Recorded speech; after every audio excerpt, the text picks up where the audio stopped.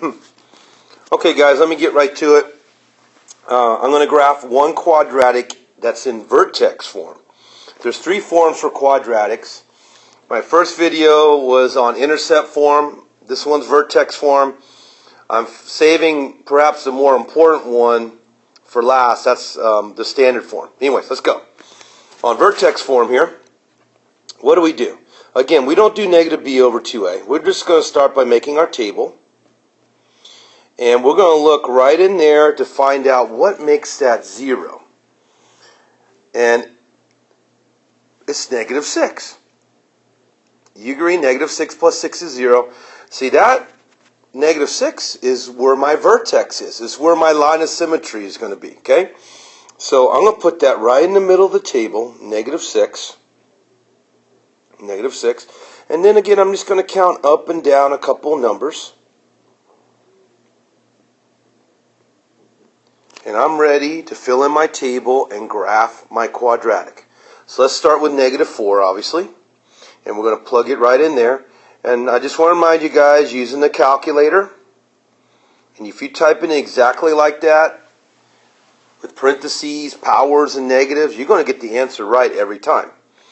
But anyways, negative 4 plus 6 is 2. 2 squared 4 times 2 is 8. 8 minus 2 is 6. By symmetry, negative 8 is 6. Okay, let's go ahead and do negative 5 next. So 2 parentheses, negative 5 plus 6 squared minus 2. Alright, so negative 5 plus 6 is 1.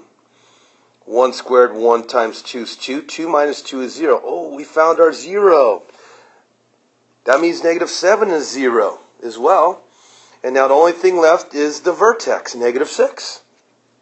So if I go ahead and plug in negative 6, some of you hopefully realize, well, if all that's 0, well, all I have is negative 2 left over, right? And so now all I have to do is graph. Negative 4 is 6. Negative 5 is 0. Negative 6 is negative 2. Negative 7 is 0. Negative 8 is positive 6 again.